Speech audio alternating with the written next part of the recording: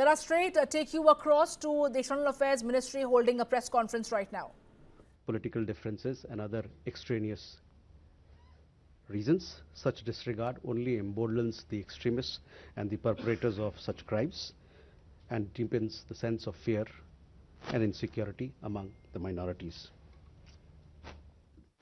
On our position on Gaza peace plan has been clarified earlier. We welcome the Gaza peace plan. As to other aspects of the details, etc., we have to yet to look into it. But Gaza peace plan is something that we welcomed. Questions from Jessica on the Chinese infrastructure build-up via CPEC, as also in Shaksgam Valley. Shaksgam Valley is Indian territory. We have never recognized the so-called China-Pakistan boundary agreement that happened in 1963. We have consistently maintained that the agreement is illegal and invalid. We do not recognize the so-called China-Pakistan economic corridor either, which passes through Indian territory that is under forcible and illegal occupation of Pakistan. The entire Union territories of Jammu and Kashmir and Ladakh are an integral and inalienable part of India. This has been clearly conveyed to Pakistani and the Chinese authorities several times. We have consistently protested with the Chinese side against attempts to alter the ground reality in Shaksgam Valley. We further reserve the right to take necessary measures to safeguard our interests. On the second question on military exercises, India closely follows developments across the Indo-Pacific region.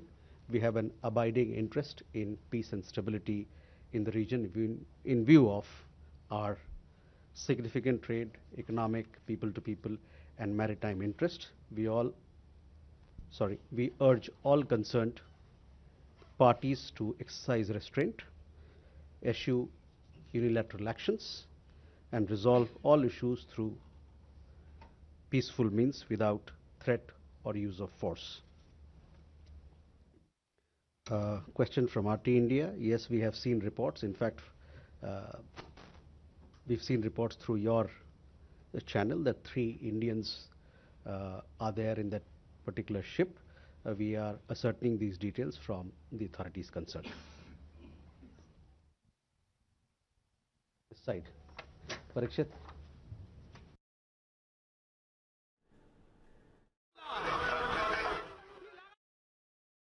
Narendra Modi did not call President Trump. And also, when it comes to Russian oil, in light of developments taking place in the US and the Lindsey Graham bill, is the Ministry of External Affairs, is the government giving any sort of advisory or policy on what's going to be our stand on buying Russian oil for the future? Okay. Ajay. Good evening, sir. Ajay Banerjee. Sir, I seek a further clarification on what Parikshit, my friend, has just asked. Sir, in the past 1 week, President Trump has said many things with regards to his relations to India. He even said that Prime Minister Modi said that, sir, I seek time from you. I, as a reporter, seek a clarification. Did Prime Minister Modi say, sir, to Donald Trump, or he said excellency? Okay.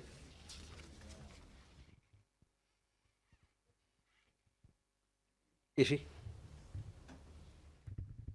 This is Yeshi Sedi from Business India. India also buys oil from Venezuela, just 2% of it.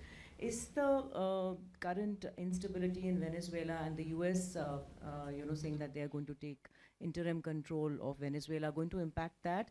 And secondly, about the 8th Indian veteran, you had said that you will get back and tell us what are the charges under which he's arrested right now. Okay.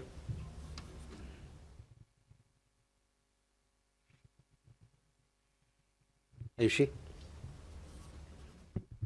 So this is Aisha Gaur from ANI. Two questions. One, has there been any kind of engagement directly with the United States administration following the comments that we have been seeing? And second question is regarding the visit of German Chancellor to India. Will the issue of Ariha Shah, the Indian child who has been in German foster care, will come up during the discussion between Prime Minister Modi and German Chancellor? Okay. Huma? So I'm Huma Siddiqui and I have two questions. I'm from Stat News Global. One, how does India look at the situation in the LAC region, and how many Indians are there in Venezuela, Cuba and Colombia? If you have any numbers, please do share. Indians, you said. Yes, sir. And in case there is a need, would they be repatriated? Okay. So first, Parikshit, coming to your question. We have seen the remarks. India and the United States were committed to negotiating a bilateral trade agreement with the US as far back as 13th of February last year, that is. Since then, two sides have held multiple rounds of negotiations to arrive at a balanced and mutually beneficial trade agreement. On several occasions, we have been close to a deal. The characterization of these discussions in the reported remarks is not accurate. We remain interested in a mutually beneficial trade deal between two complementary economies and look forward to concluding it.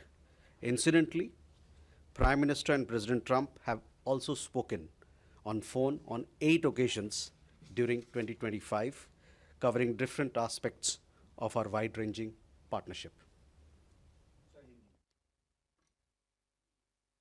हमने इन टिप्पणियों को देखा है। भारत और America पिछले साल 13 फरवरी से ही एक द्विपक्षीय व्यापार समझौते पर बातचीत करने के लिए प्रतिबद्ध थे। तब से दोनों पक्षों ने एक संतुलित और पारस्परिक रूप से लाभकारी व्यापारिक समझौते पर पहुंचने के लिए कई दौर की बातचीत की है। कई मौके पर हम समझौते के बहुत करीब एक संतुलित और पारस्परिक रूप से लाभकारी व्यापारिक समझौते पर पहुंचने के लिए कई दौर की बातचीत की है। कई मौके पर हम समझौते के बहुत करीब पहुंचे हैं। रिपोर्ट की गई टिप्पणियों में इन चर्चाओं का जो विवरण दिया गया है वह ठीक नहीं है। हम दो पूरक अर्थव्यवस्थाओं के बीच पारस्परिक रूप से लाभकारी व्यापार समझौता में रुचि रखते हैं और इसे संपन्न करने की आशा करते हैं।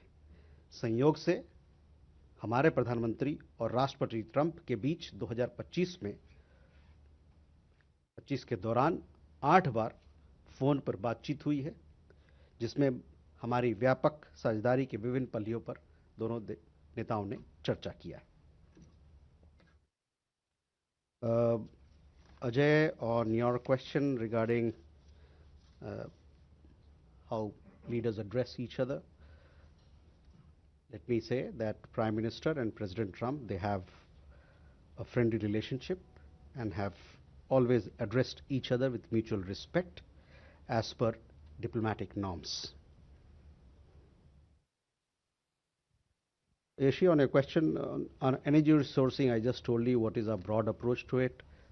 It is dependent on the evolving dynamics in the global market, as also the imperative for us to provide energy at affordable rates to our 1.4 billion people so that their energy security needs are met.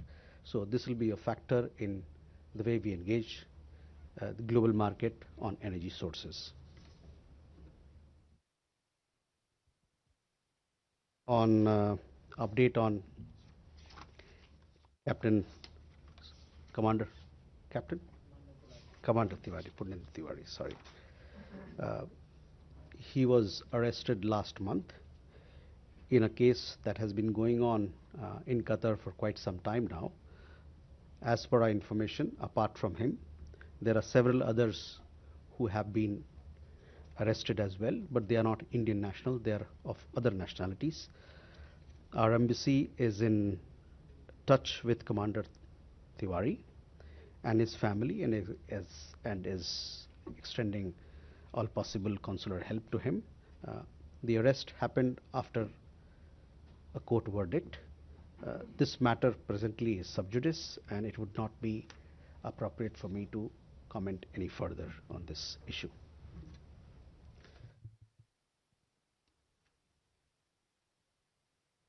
Ayushi, yes, on the question of our conversations, yes, we have continuous conversations with the United States on several matters.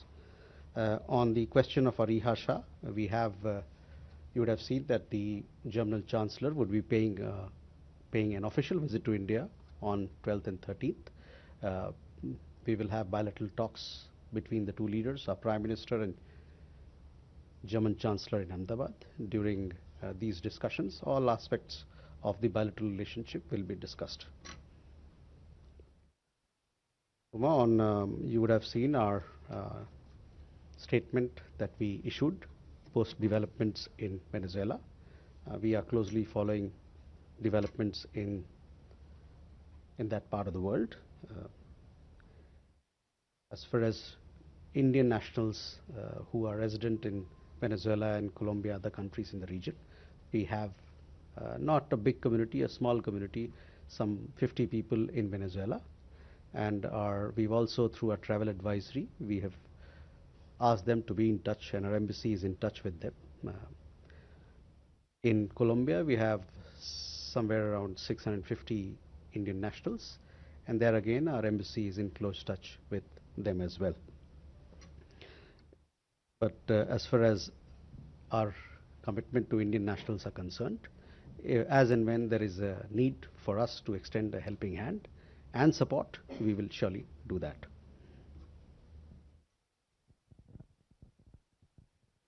Okay, please, Preeti.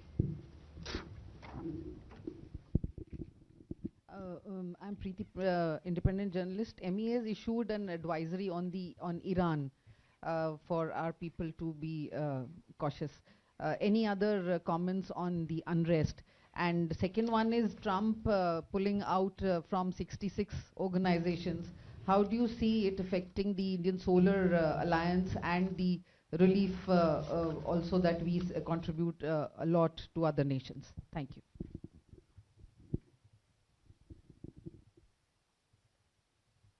Solar Alliance, you said? Okay. Sudhi?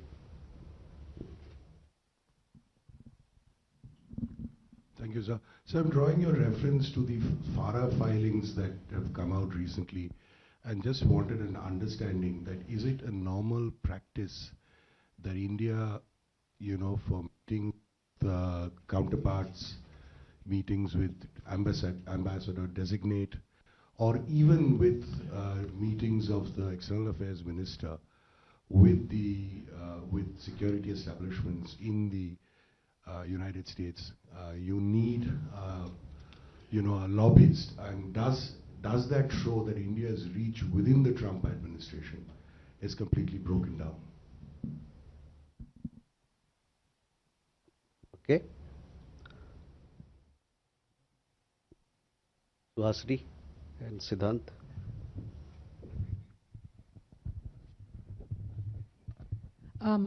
Yes, two follow-ups. I'm Suhasini Heather from The Hindu. The first is Shriranjan's question about the particular FARA filings that have come out. On this, from this podium, you have often said that India did not reach out to the US, during Operation Sindoor for specific issues, particularly on trade. We do see in those FARA filings 4 calls made on behalf of the Indian Embassy by this particular lobbyist to the White House and to the US Trade Representative Jamieson Greer, specifically about Operation Sindoor. I'd like to ask, in light of all the other filings that have come out, what those are about, whether the MEA can tell us what they discussed on May the 10th, which is a specific day on Saturday. The other question on Russian oil, I saw you've already answered some of it, but it's not just the US and Mr. Trump personally who has said Indians want to please me by cutting Russian oil. Just 2 days ago, the Polish foreign minister, in the presence of EAM Jaishankar, said that he expressed satisfaction at India cutting its oil or imports of Russian oil. Does this mean this is now an Indian policy? The External Affairs Minister did not contradict him on that day. So does it mean that India is now cutting its Russian oil, and is it going to zero out its imports of Russian oil as it has in the past with Iran and Venezuela? Thank you. Okay. Hi, sir. Siddhant, yes. Hi, sir. I'm Siddhant from CNN News 18. Sir, any comments on the Minneapolis shooting? Also, sir, my another question is, there are reports suggesting that India is planning to scrap 5-year-old restrictions on the Chinese firm bidding for government contracts. And the third, sir, New York City Mayor Zoran Mamdani wrote a letter to Umar Khalid. Do you have any comments to offer? Thank you. I've forgotten, you asked me so many questions that I've forgotten what you asked.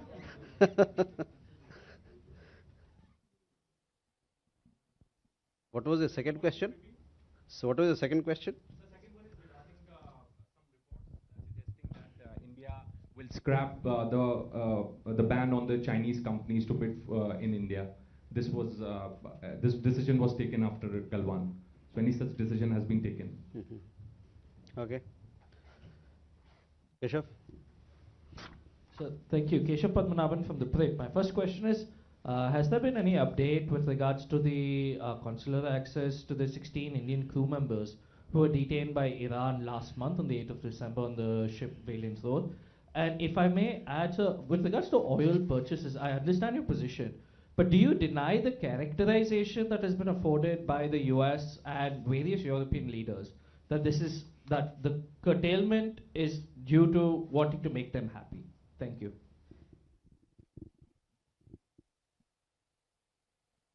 Okay, well, first, Preeti, your question.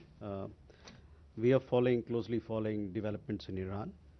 As you would have seen, we've also issued an advisory. We have some 10,000 Indian nationals and people of Indian origin in that country. On International Solar Alliance, you would have seen, and we have seen the announcement that the US government made, where they opted out of several international organizations, including bodies of the United Nations. They also opted out of International Solar Alliance. On our part, we continue to push for advancing its goals. Since its inception, International Solar Alliance has made significant progress in promoting solar energy deployment and cooperation among its members. There are 125 members who are part of International Solar Alliance at this point in time. More countries will be joining. We continue to advance its goals. On the larger question, India stands for multilateralism and believes that global issues needs consultative and collaborative action by all countries. Sudhi, your question about FARA filings. See, this is a normal practice in Washington, D.C. and in the United States of America, that countries, embassies, business establishments and private organizations, they hire lobbyists and consultants. We, on our part, the Indian mission has been hiring such lobbying firms since the 1950s. The details of all these firms are available in the public domain. So I would urge you, if you wish to get to know more details of them, you can look up on the relevant website.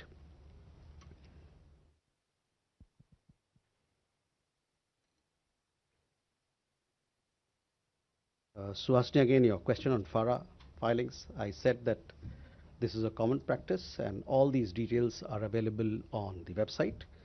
It is a standard practice for embassies and business organizations and private organizations to have lobbying firm to strengthen their outreach, and so is the case with us. The Indian Embassy in Washington has been hiring lobbyists to augment their outreach with various stakeholders in the United States since the 1950s. On energy sourcing, our position has been clarified several times. You know exactly what our broad approach to energy sourcing from the global market is. Siddhant, we are closely following the developments in and around Minneapolis shooting.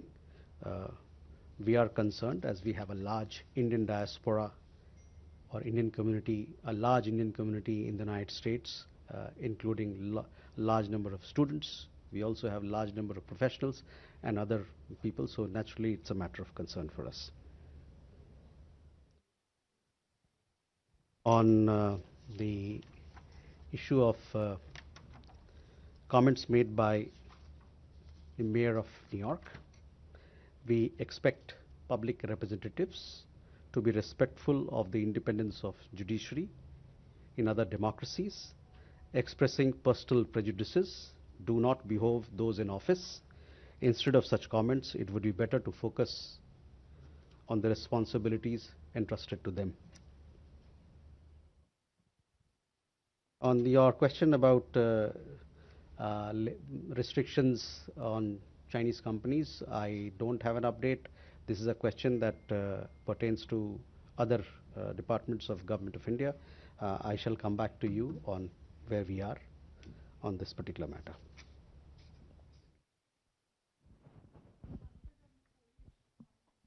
On energy sourcing, again, whether we buy oil from X part or Y part, we are, our broad approach. It is based on two imperatives. One is what is the available or evolving global dynamics, and two, there is an imperative to provide energy at affordable rates to our 1.4 billion people. So whatever we do will be guided by these two imperatives. This is the broad approach of Government of India that I have just told you. This is how we look at energy sourcing. Okay, we go from there. Friend. Thank you, Andreas Franz from ARD, German TV and radio. What are the Indian expectations concerning the initial visit of the German Chancellor Monday and Tuesday, and are there any joint agreements planned, or could you just give us a rough itinerary? I mean, we know he's going to Ahmedabad and he's going to Bengaluru, but what are your expectations from the visit? Pranay? Sir Pranay Upadhyay India Today Aaj Tak से Somaliland से क्या recognition के लिए भारत को कोई औपचारिक प्रस्ताव मिला है, और दूसरा सवाल ग्रीनलैंड से जुड़ा है, क्या ग्रीनलैंड को लेकर भारत की नीति क्या है अगर कोई मिलिट्री टेकओवर होता है या अमेरिकन एक्शन वहां होता है, क्योंकि इंडिया नॉर्डिक समिट में प्रधानमंत्री मोदी ने डेनमार्क के अंदर ही काफी सॉलिडारिटी एक्सप्रेस की थी नॉर्डिक कंट्रीज के साथ में.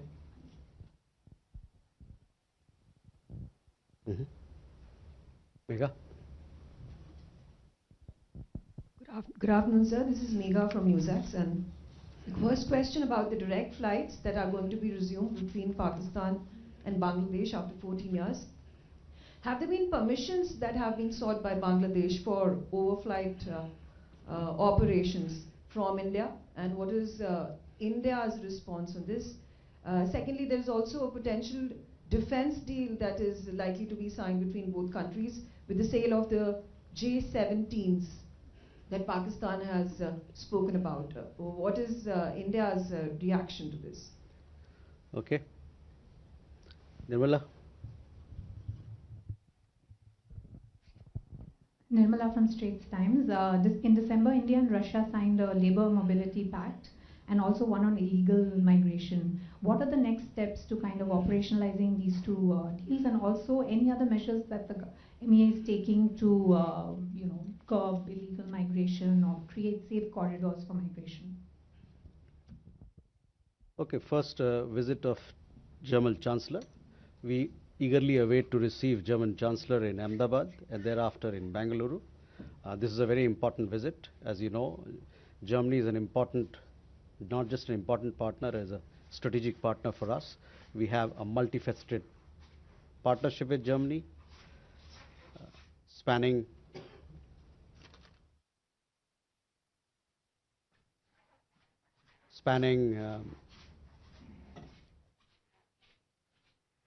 economic, trade, skill development, green partnership, cooperation in the areas of new emerging technology on AI, semiconductor. Germany today is also an important destination for Indian students, professionals. We recently signed a mobility partnership which is given further push to our people-to-people ties. So we expect significant results out of this very important visit that is going to happen on 12th and 13th. We will also be having several business engagements which will give a further boost to India-Germany partnership, and we are very eagerly looking forward to this visit which is of high importance to us. There are several agreements. I mean, they are still being concluded. I mean, they are being negotiated between the parties, between the two sides. So we will have a press briefing on 12th in Ahmedabad where we will give you all those details as to what are the agreements, significant ones, and all the agreements that will be signed between the two countries. Pranay, आपका सवाल Somaliland को लेके है. मैं आपको कहना चाहूँगा कि